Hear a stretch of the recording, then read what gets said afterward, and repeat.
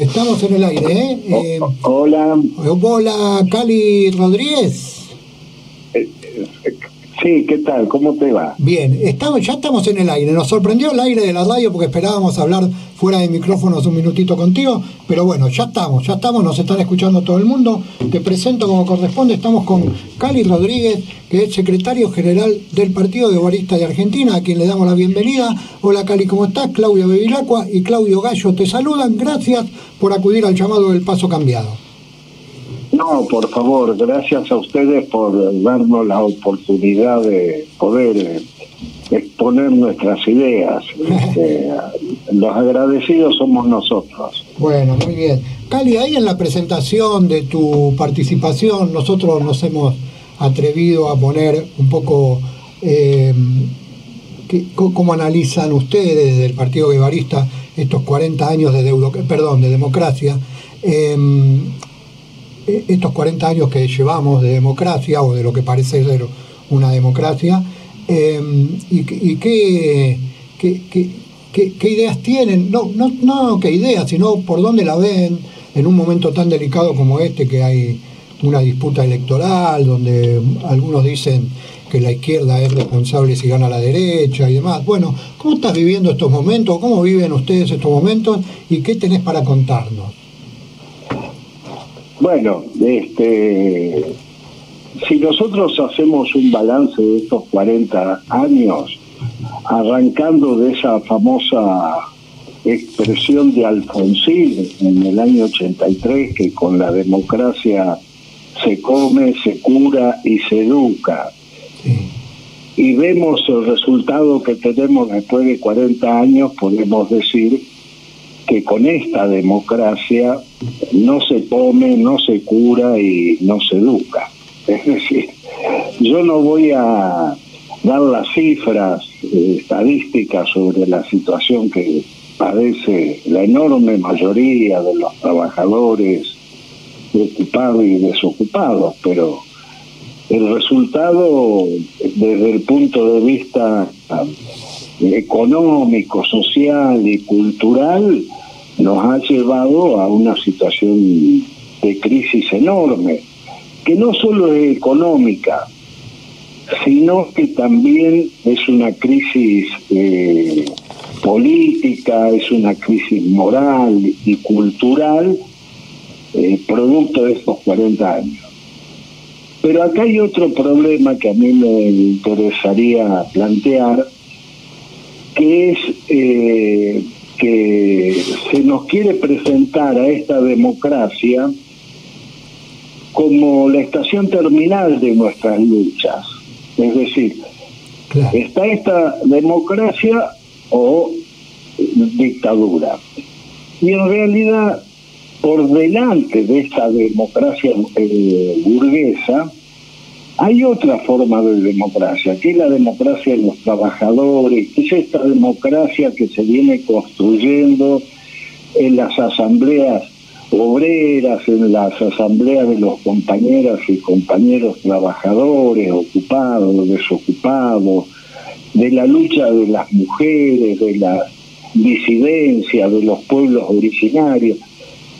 Entonces, el problema es que en una sociedad dividida en clases, la democracia tiene un carácter de clase.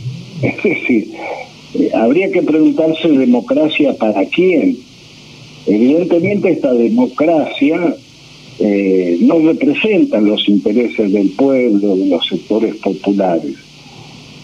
Por supuesto que a nosotros no nos da lo mismo vivir dentro de esta democracia limitada, controlada, que en una dictadura. Pero no nos tragamos el cuento de que esta es la estación terminal de las luchas obreras y populares. Claro. Por lo tanto, nuestra posición es ubicarnos en que, como te decía, en una sociedad dividida en clases, ubicarse fuera de la lucha de clases es ubicarse fuera de la realidad política y social que está en la base de este fracaso de la burguesía en tratar de no de resolver los problemas económicos y sociales de los trabajadores, porque la burguesía lo que le interesa es garantizar sus ganancias y no resolver los problemas de la clase obrera. Esa es una tarea que tenemos que encarar las fuerzas políticas revolucionarias de izquierda, de construir otro tipo de sociedad. Así que el balance que hacemos de estos 40 años es que estamos en una crisis formidable, con los instrumentos de consenso de la burguesía, que son fundamentalmente los partidos políticos, totalmente desgastados, divididos, y que se expresa en la situación que tenemos hoy en día, ¿no? Claro. Cali, ¿cómo se revierte, o de alguna manera, cómo se le cambia la realidad a 40 millones de pobres, a una cantidad de millones de desocupados en un país donde dejó de ser un país industrial como fue en otra época, un país de pleno empleo? ¿Y cómo se cambian esas realidades teniendo en cuenta que los formatos o los candidatos que hay o esta cuestión política que nos sobrelleva no propone nada nuevo, ¿no? O sea, propone más recetas de lo mismo? ¿Cómo se cambia todo esto? Bueno, desde nuestra visión, esto se cambia con una revolución política y social. Es decir, mira, la situación es tan grave, se ha llegado a un punto de agudización de las contradicciones sociales, que hay dos salidas.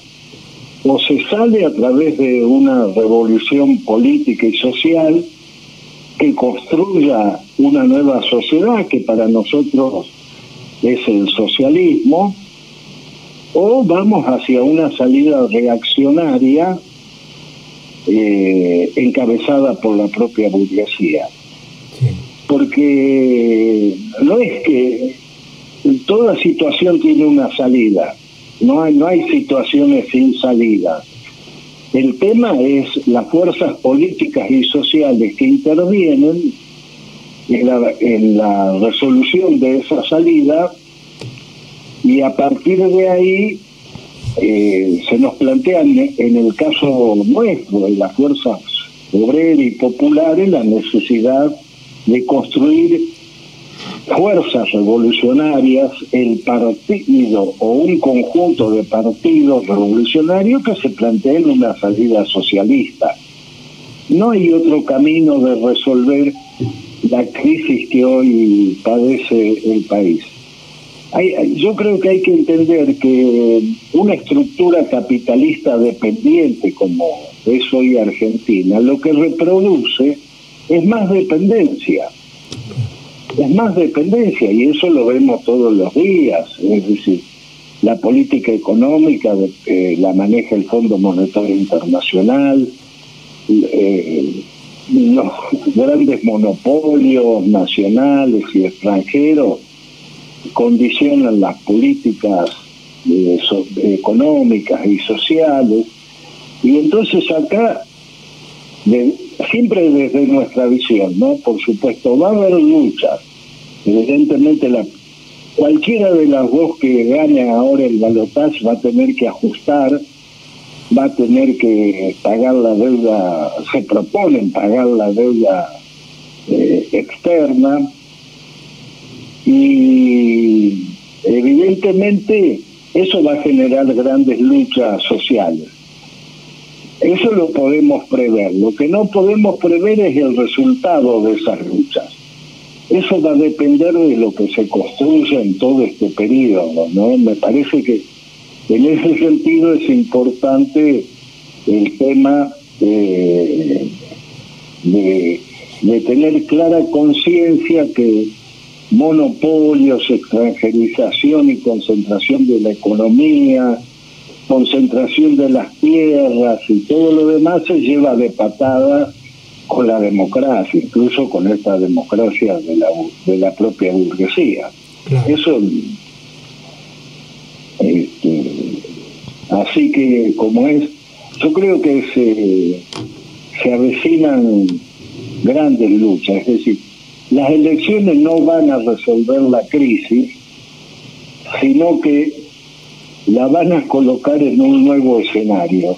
Y lo importante es determinar cómo llegamos a ese nuevo escenario. Por eso nosotros planteamos el no voto, planteamos el voto en blanco, que ha sido prácticamente, tanto en las PASO como en la primera vuelta, prácticamente la primer fuerza, la primer fuerza.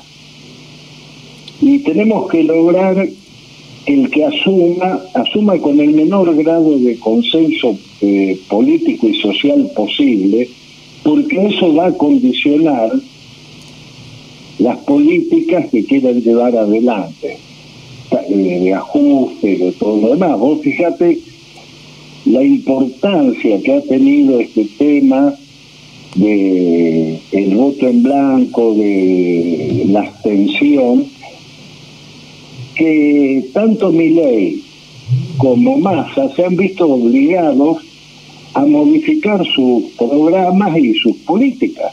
Milei, de querer arrasar con todo, de la motosierra y todo lo demás, sí, ahora ha cambiado su programa. Y Massa tuvo que tomar todo un conjunto de medidas, la eliminación del IVA para los alimentos, la eliminación del impuesto a las ganancias, todas medidas que tienen un plazo de vencimiento, es decir, todas medidas que se postergaron para después de las elecciones, pero que tienen el reflejo la falta de consenso político a las propuestas que están haciendo. Entonces, me parece que es muy importante tener en claro esto. No, claro, además... perdón, Cali, que te interrumpa, seguí. Sí, no. Además la preocupación, nosotros lo hemos resaltado varias veces, que por ejemplo en las PASO no ganó Milei, sino que ganó el voto en blanco y la disidencia de la gente, ¿no? Claro. Y nosotros lo hemos dicho para que la gente lo tenga en cuenta. Y la preocupación del gobernador de la provincia de Buenos Aires, que él dice que prefiere un voto en contra a un voto en blanco, ¿no? Como diciendo, dice que prefiere la participación de la gente porque se la ven venir, ¿no? Como diciendo, la gente ya no les cree, como no cree tampoco en estas cuestiones del sindicalismo, que no ha salido a hacer un paro general a un gobierno que fue bastante nefasto para los trabajadores, y que el sindicalismo se ha ocupado por no defender a los trabajadores en vez de defenderlos, ¿no? Bueno, o individualizar las luchas. A mí me llama mucho la atención que cada sindicato pelee por el salario de sus trabajadores, que por un lado está bien, pero que después no extienda las luchas hacia los demás trabajadores, a los demás sectores que están más empobrecidos o precarizados, ¿no? Digamos, hay una cuestión ahí también para revisar. Sí, por supuesto. No, bueno, el papel de la burocracia sindical es nefasto, es decir, no son representantes de los trabajadores frente a las patronales, sino que son representantes de las patronales frente a los trabajadores. Es decir, de hecho ya se han aceptado la flexibilización laboral en muchos gremios, han aceptado que el 70% de los trabajadores formales sean pobres. El promedio de los salarios es de 180.000 pesos, es decir, que están por debajo de la línea de la indigencia. Claro. Entonces, esta burocracia es parte del poder, es parte del poder político de los capitalistas, no es una representación de la clase obrera. No digo todos, pero los que tienen la hegemonía dentro del movimiento obrero, la CGT fundamentalmente, son tipos que no tienen nada que ver con los intereses de la clase obrera, más allá de la corrupción, del enriquecimiento.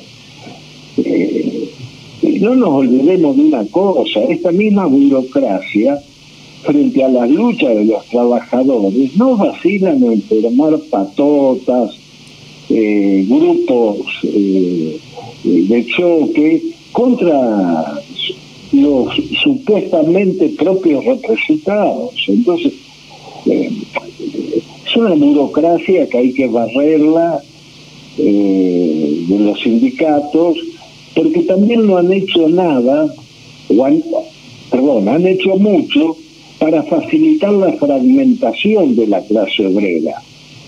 Porque vos tenés trabajadores formales, trabajadores precarizados, trabajadores autónomos, trabajadores en negro. Entonces esa fragmentación de nuestra clase dificulta también la posibilidad de las luchas. Es decir, claro, eso es un problema a resolver, ¿no? Claro, es un problema muy serio. Sin duda. Cali, acá mi compañero de piso, Claudio Gallo, y está Carlos Trabalón también, antes que no te lo nombré, porque a veces se me pasan las cosas, está acá con nosotros escuchándote atentamente. Claudio Gallo te quiere hacer unas preguntas. Sí, cómo no. Hola, Cali, un placer hablar con vos, un placer conocerte, aunque sea a través del teléfono. Vos hablaste de revolución o salida reaccionaria. Sí. ¿Cuál sería la magnitud de una posible salida reaccionaria en el marco de un país que parecería que se estuviera planteando, al menos muy parcialmente, si el nunca más fue un nunca más para siempre o por un ratito? No, mira, la magnitud de la salida reaccionaria va a estar determinada por la resistencia obrera, popular, de los sectores democráticos del país. Nosotros tenemos una gran confianza en las reservas democráticas que existen en la mayoría de nuestro pueblo. Porque si no, tenemos que llegar a la conclusión de que las luchas de tantos años de los trabajadores, de los sectores populares, no ha dejado ninguna consecuencia. Y entonces nosotros no hacemos futurología, es decir, no sabemos, no podemos predecir cuál puede ser el resultado y las formas de esa salida. Lo que sí decimos que cualquier salida reaccionaria, cualquier salida golpista, la vamos a enfrentar. La vamos a enfrentar en la calle, la vamos a enfrentar con lucha, es decir, no vamos a renunciar a eso. Acá hay una tradición muy importante. Yo creo que Argentina es uno de los países en donde el grado de movilización popular es de lo más importante que existen en América Latina. Entonces, nosotros tenemos una gran confianza en las fuerzas obreras y populares, ¿no? Entonces, no subestimamos a la reacción, no subestimamos a la derecha. El tema es, por ejemplo, teniendo en cuenta, yo insisto con esto del balotaje, que es lo que tenemos encima, muchos compañeros y compañeras van a votar en función de lo que consideran el mal menor.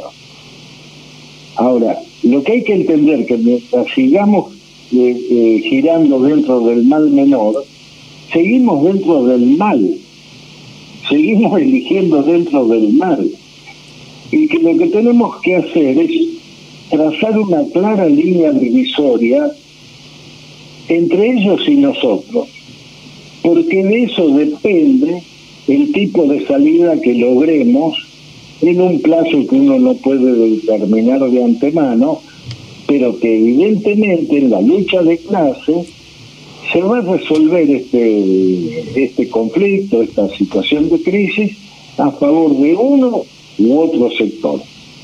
Va a llevar tiempo, va a haber que realizar grandes sacrificios y grandes esfuerzos, pero la propia experiencia que están viviendo millones de compañeros los va a llevar a esta decisión. No es porque nosotros digamos, bueno, la salida tiene que ser la revolución, el socialismo, los compañeros van a seguir esa opción, sino que se va a basar en su propia experiencia, como ya está pasando, y que se refleja en esta pérdida de confianza en los partidos del sistema. No es casualidad, viste, que haya tanto voto en blanco, la abstención y todo lo demás, y que se va a expresar ahora de vuelta en el paz, ¿no? Claro. ¿Cuál es la política, Cali, que se da el Partido Guevarista en cuanto a la posibilidad de la unidad de la izquierda? ¿Cómo no te escuché el final? ¿Qué plantea el Partido Guevarista acerca de la posibilidad de la unidad de la izquierda en Argentina? No, mirá, nosotros desde hace tiempo venimos impulsando un trabajo en unidad con distintas organizaciones, con distintos compañeros, en distintos frentes de lucha, ¿no? En la lucha por la libertad de los presos políticos, en la lucha en solidaridad con los pueblos del mundo, hoy particularmente en apoyo al pueblo palestino frente a esta masacre que está haciendo el Estado terrorista Israel. Empujamos en común la lucha de los compañeros trabajadores ocupados y desocupados, la defensa de los pueblos originarios, de las diversidades. Es decir, venimos trabajando en ese plano. Hemos, por ejemplo, ahora en todo este último periodo hemos realizado actos en común por el no voto, el voto en blanco, incluso hemos pagado esa lucha con el asesinato de un muy querido compañero, Facundo Mulares, asesinado ahí en pleno centro de la capital. Venimos realizando actos en estos últimos días en apoyo al pueblo palestino. Pensamos que la unidad es un valor, es un valor en sí, y por eso, más allá de las diferencias, las discusiones y todo lo demás, somos parte activa de ese proceso de construcción de la unidad, con debates, con discusiones, por supuesto, pero queremos que no pensamos que la verdad está en un solo lugar, sino que la verdad también es una construcción colectiva. Me refiero a la verdad política, social, es una construcción colectiva, no hay un propietario exclusivo de la verdad. Así que trabajamos en esa dirección, ¿no? Bien. Vos hablaste, Cali, recién de revolución o salida reaccionaria. Bueno, ya dijimos que la salida reaccionaria puede depender en la intensidad de la oposición que le pongamos los trabajadores. Ahora, ¿cuáles serían los principales ejes de un proceso revolucionario en la Argentina? ¿Cuáles son las 3 o 4 medidas concretas que tendría que tomar un gobierno revolucionario para empezar a revertir esta situación?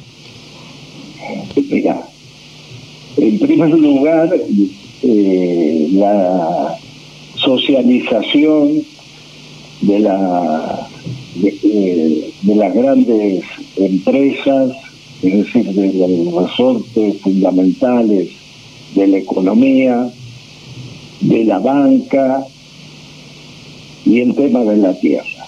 El problema de la tierra, de la tenencia de la tierra en nuestro país, es uno de los aspectos fundamentales, porque hay que tener en cuenta que es en el sector del campo donde el capitalismo está más desarrollado, es el sector más avanzado, al punto tal que el único país que nos supera en productividad es Estados Unidos, pero en segundo lugar está en la Argentina.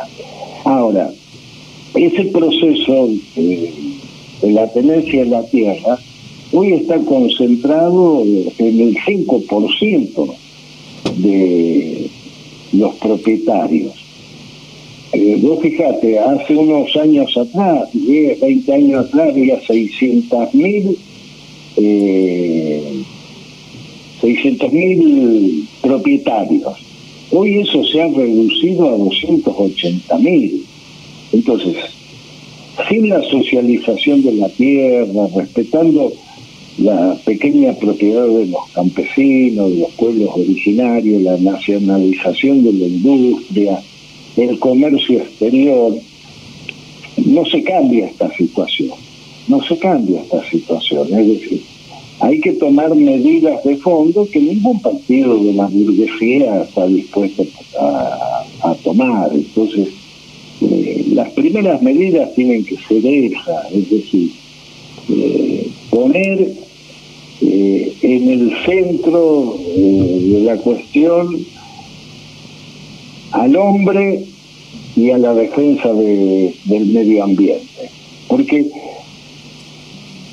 si hay una característica del capitalismo y es lo que estamos viviendo, es que en su voracidad por la ganancia, el capitalismo destruye las dos fuentes de riqueza que existen, que son la naturaleza y el hombre. Las dos cosas que menos le importan a los capitalistas son esas. Por eso destruyen el medio ambiente, por eso la mujer pasan a ser también un material descartable que lo usan y cuando no lo necesitan más lo tiran, lo arrojan a la miseria, lo arrojan a condiciones infrahumanas de vida, y eso es lo que estamos viendo. Entonces, acá hay que poner en el centro de la política estos dos aspectos: los hombres, las mujeres y la naturaleza. Si no, no hay solución, ¿no? Que son los problemas que a los capitalistas no les interesa resolver. Ningún capitalista se levanta a la mañana pensando a ver cómo resuelvo este problema social o cómo hago para proteger la naturaleza. No, los tipos se levantan a la mañana pensando cuánta guita van a ganar ese día. Claro. No hay ningún capitalista que piense en cómo van a resolverlo. Bueno, esto destierra la idea de que hay capitalistas malos y capitalistas buenos, ¿no? Hay algunos que son menos capitalistas que los otros. Sí, algunos sueñan, viste, con encontrar el capitalista bueno. Claro. Cali, la última preguntita. Perdón, continúa. No, viste que hay un sector que, mirá, mientras los trabajadores, los pobres, sigamos estando bajo la hegemonía política e ideológica de la burguesía, vamos a seguir girando en torno a las opciones que ellos presentan. Es decir, porque en eso también se expresa la hegemonía. Estar a la espera de que aparezca un salvador, de alguien que nos salve de esta situación. Claro. Y eso debilita las luchas. Es decir, poner nuestro destino en manos de otros, a los que no les interesa resolver nuestros problemas, nos debilita, nos hunde en la pasividad, nos deja en la espera de alguna especie de héroe que venga y nos salve. Y la burguesía no tiene héroes. no tiene salvadores. La burguesía tiene intereses. Y mientras los trabajadores no identifiquemos cuáles son nuestros intereses, estamos en una situación complicada, estamos en una situación difícil. Incluso, fíjate un problema. Cuando se refieren, cuando ellos, sus lenguaraces, se refieren, por ejemplo, al tema del campo, te hablan de los productores. Claro. Pero no de la burguesía agraria. De la tierra, no producen nada. Los productores somos nosotros, los trabajadores, los que producimos todas las riquezas, todo lo que existe, somos los trabajadores, los otros se apropian de nuestro trabajo. ¿Cómo es posible que nosotros produzcamos los alimentos, produzcamos la carne, produzcamos todo, y después no lo podamos consumir, después no lo podemos adquirir? Algo está mal, algo está pasando, porque si lo producimos nosotros con nuestro trabajo, es lógico que podamos acceder después a eso que producimos. Lo que pasa es que lo producimos, pero se lo apropia un puñado de tipos que son los dueños del capital. Y a nosotros nos dejan como único recurso salir todos los días a vender nuestra fuerza de trabajo, nuestra capacidad de trabajo. Si no la logramos vender, caemos en la situación en la que están hoy millones de compañeros. No tenemos para comer, no tenemos para vestirnos, no tenemos una vivienda, no tenemos nada, y cuando salimos a la calle nos responden a palazos, nos responden con cárcel, con tortura, con persecuciones. Bueno, la burguesía llama a esto democracia.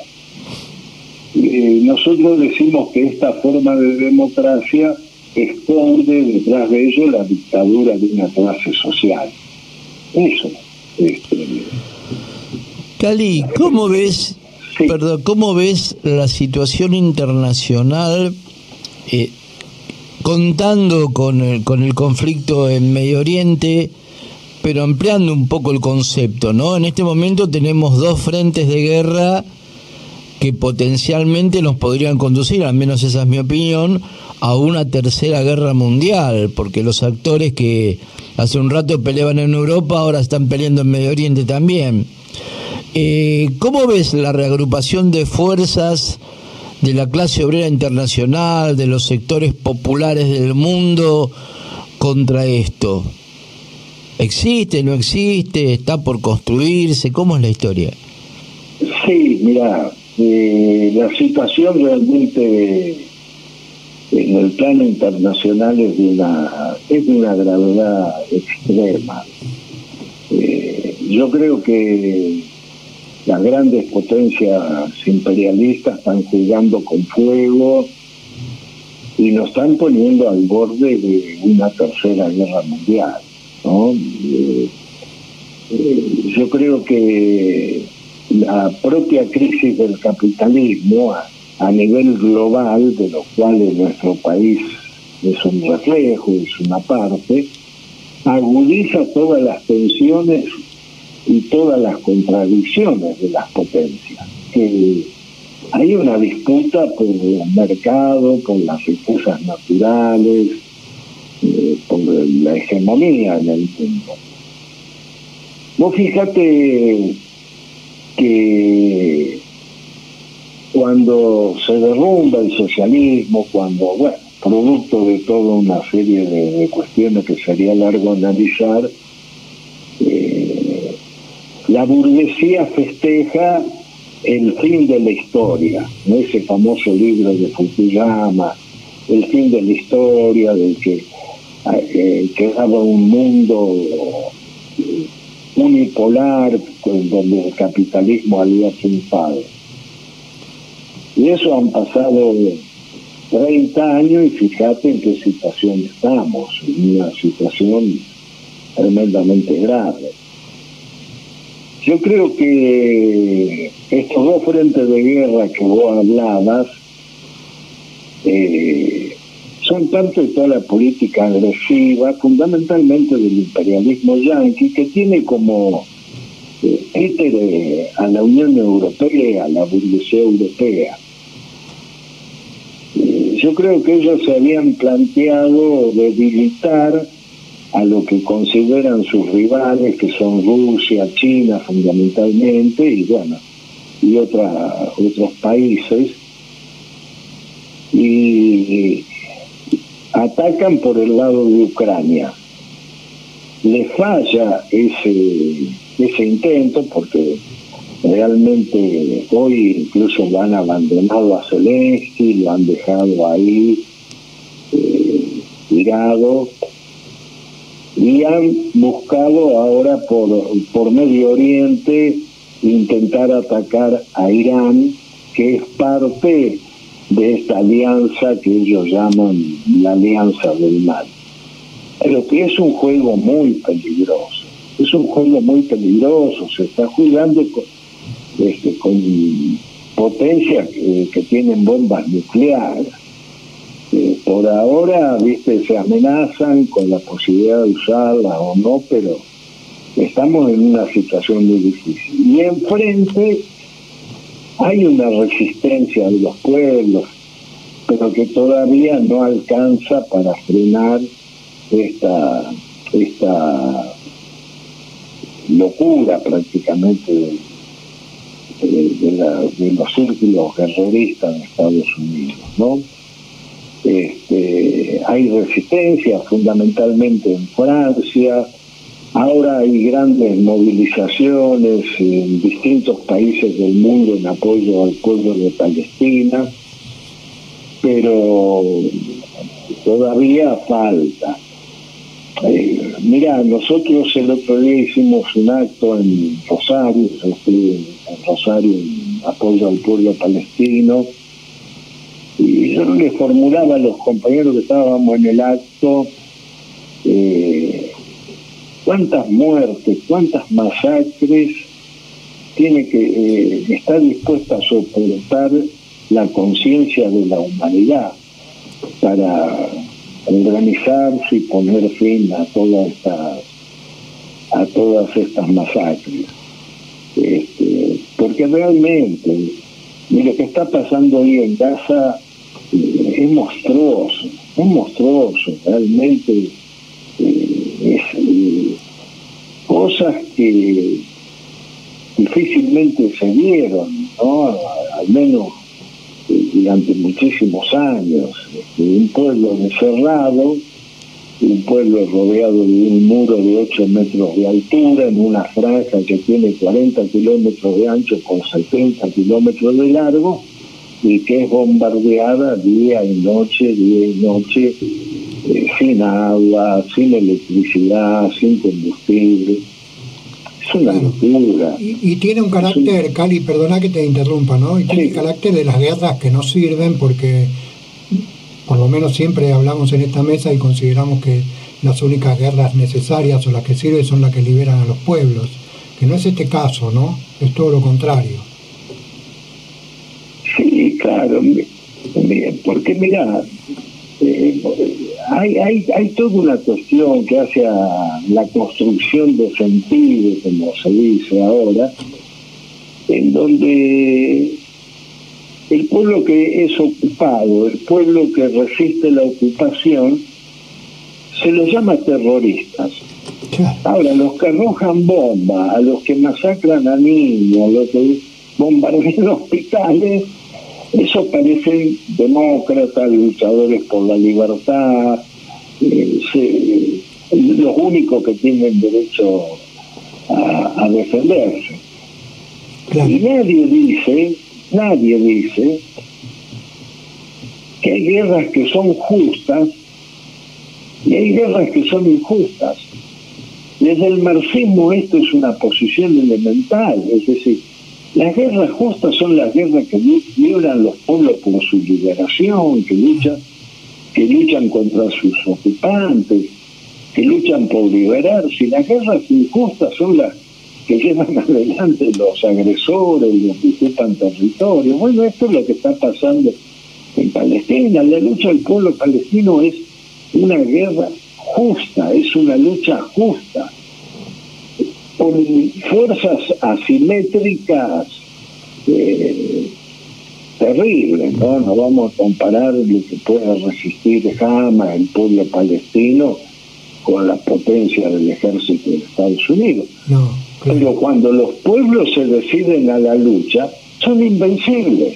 Son invencibles. Esto se demostró en Afganistán, en Irak, en Siria. Y esto lo decimos independientemente de quienes hegemonizan esa lucha, de quienes están al frente de esa lucha. Nosotros, por ejemplo, con Hamas, bueno, tenemos enormes diferencias si vamos al aspecto político, religioso y todo eso. Pero ¿qué? ¿Vamos a cuestionar la lucha de Hamas? ¿Vamos a cuestionar la lucha del pueblo palestino, de sus organizaciones, del Frente Popular para la Liberación de Palestina? No, de ninguna manera. No, de ninguna manera. Cali, te tengo que interrumpir porque llevamos 41 minutos de nota. Y te agradecemos. Nosotros nos enganchamos con estas notas que nos gustan mucho. Te agradecemos enormemente tu participación en el programa y te quiero dar que sea lo más breve posible, porque seguramente hay cosas que nosotros no te preguntamos y que vos tenés necesidad de contar para la gente, para que conozca aquellos que no conocen tu partido, o si tenés algo que contarnos que nosotros no te preguntamos, este es el momento. No, yo les agradezco. En todo caso, en alguna otra oportunidad que ustedes consideren necesario, lo volvemos a charlar. Yo por supuesto les quiero agradecer enormemente esta oportunidad que nos han brindado de poder expresar estas opiniones, ¿no? Por supuesto. No queremos abusar de ustedes y del programa. No, es que se nos va, todavía nos queda 1 hora y moneda de programa, pero tenemos varios temas por tocar y por suerte para nosotros, bueno, este programa es bastante concurrido con estas ideas, con estas notas, y por supuesto que te vamos a volver a llamar para pedirte opinión sobre situaciones políticas, pero también para que ustedes expresen lo que tengan que expresar, como lo hiciste hoy, ¿no? Te agradecemos muchísimo, bueno, Cali, estos minutos. No, al contrario. Un abrazo a todos ustedes, abrazo a la audiencia, a todos. Muchas gracias. No, gracias a vos. Estuvimos hablando con Cali Rodríguez, secretario general del Partido Guevarista de la República Argentina. Vamos a escuchar un tema musical y enseguida volvemos.